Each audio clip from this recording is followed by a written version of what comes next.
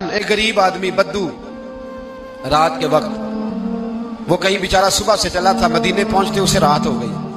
اس نے ڈرتے ہوئے نا خیمہ باہر لگا لیا. جہاں رات ہوئی نا آدھی رات ہو گئی، 1-2 بجے سمجھ لے پہنچا مدینے. اس نے باہر نے خیمہ لگا لیا.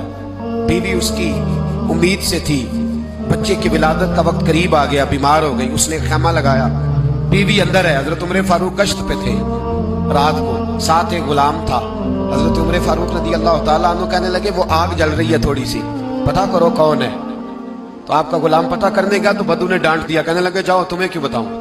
حضرت عمر خود گئے، کہنے لگے مسافر بھائی بتا تو صحیح. کہنے لگا جی چھوڑے، میں آپ کو کیوں بتاؤں میں کون ہوں کیسے آیا ہوں. فرمایا خیمے کے اندر سے کراہنے کی آواز آتی، کوئی درد سے چیخ رہا ہے، بتا ہمیں بات کیا ہے. کہنے لگا جی میں فلاں بستی فلاں علاقے کا ایک غریب ہوں، امیر المومنین عمر فاروق سے ملنے آیا ہوں اور رات ہو گئی ہے تو یہاں خیمہ لگایا ہے، صبح میں ان سے مل کے چلا جاؤں گا. تو رات کو تکلیف دینا پسند نہیں کیا تو میری بیوی امید سے تھی، اب بچے کی ولادت کا وقت قریب ہے، پاس کوئی نہیں. حضرت عمر کہنے لگے تو ٹھہر میں ابھی آیا. چہرے پہ نقاب ہے، اسے بتایا نہیں میں ہی امیر المومنین. عمر دوڑے گئے، اپنی زوجہ سے کہنے لگے اگر تجھے بہت بڑا اجر مل رہا ہو تو حاصل کرے گی. کہا کروں گی. تو کہنے لگے چل پھر میرے ساتھ، بہت بڑا اجر ہے. ایک دوست کی ہاں ولادت کا وقت ہے، ضرورت کی چیزیں ساتھ لے لو. اس عورت نے تھوڑے دانے لے لیے، گھی لے لیا. حضرت عمر سے کہنے لگی لکڑیاں اکٹھی کر لے. امیر المومنین کونسلر کی بات نہیں بتا رہا آپ کو، میں آپ کو ایم پی اے کی بات نہیں بتا رہا، ایم این اے کی بات نہیں بتا رہا، جو 10 گاؤں کو ملا کے چیئرمین بنا اس کی بات نہیں بتا رہا. اس کی بات بتا رہا ہوں جو 22 لاکھ مربع میل کا حکمران ہے. اس کی بات بتا رہا ہوں جو گلی سے گزرے تو شیطان رستہ ہی بدل جاتا ہے. اس کی بات بتا رہا ہوں جس کے بارے میں میرے مصطفیٰ کریم صلی اللہ تعالیٰ علیہ وآلہ وسلم نے فرمایا میرا عمر تو وہ ہے کہ 950 سال حضرت جبریل بھی اس کی شان بیان کریں تو عظمت ختم نہیں ہوتی. اتنا بڑا شخص. حضرت عمر نے لکڑیاں اکٹھی کی، اینٹوں کا روڑے لے کے چولہا بنایا، پہنچ گئے. آپ کی زوجہ کہنے لگی یہ تھوڑے دانے ڈالنے، گھی ڈالنے اور ایک لکڑی لے کے اس کو ہلائیں، تیار کریں. خود زوجہ اندر چلی گئی، حضرت عمر باہر پکانے لگے. وہ بدو کہتا ہے میں اس طرح کا ان کے ساتھ بہیو کرنے لگا جیسے وہ کسی چوکیدار کے ساتھ نہیں کرتا. میں نے سمجھا یہ عمر نے چوکیدار رکھے آنے جانے والے مہمانوں کا. میں کبھی پانی کا پیالہ مانگتا، کبھی کوئی بات، عمر دوڑے جاتے، کبھی پانی لاتے. او مسلمانوں، او میرے رسول کے غلاموں عزیزو، حضرت عمر فاروق. وہ غلام کہتا ہے میں عمر سے کہتا، میں کہتا غلام پانی لا تو عمر دوڑ کے پانی لاتے. میں کہتا تجھے گھی پکانا بھی آتا ہے، پہلے بھی کبھی پکایا ہے؟ تو عمر فرماتے کوشش تو کر رہا ہوں.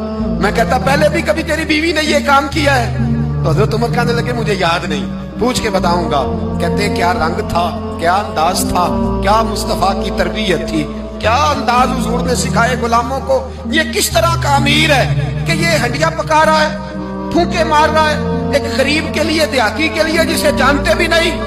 اندر اس شخص کی بیوی کے ہاں بیٹا پیدا ہوا تو حضرت عمر کی بیوی اندر سے بول کے کہنے لگی امیر المومنین مبارک ہو، آپ کے دوست کے ہاں بیٹا پیدا ہوا ہے. جب کہا نا امیر المومنین مبارک ہو تو وہ شخص کہتا ہے میرے ہاتھ کانپنے لگے اور میں اس طرح دوڑا کہ میری پگڑی گر گئی. میں دوڑا تو عمر نے بلایا، کہا کدھر جاتے ہو؟ کہنے لگا آپ امیر المومنین ہیں، آپ امیر المومنین، آپ عمر ہیں.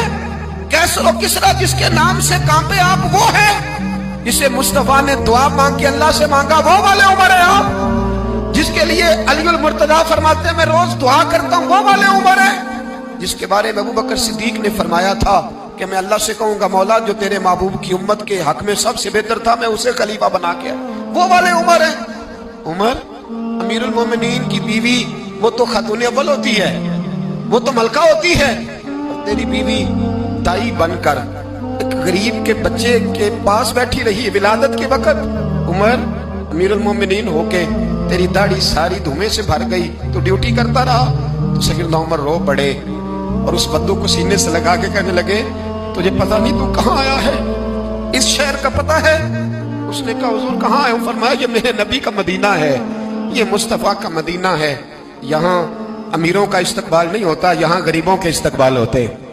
یہاں حضور نے اس اسٹیٹ پہ میرے رسول پاک نے وہ والا رنگ دیا ہے کہ اب غریب سر اٹھا کے جینے لگے ہیں، اب مزدوروں کو عزتیں ملنے لگی ہیں، اب یتیموں نے سر اٹھا لیا ہے کہ ہمارا کوئی سننے والا آ گیا.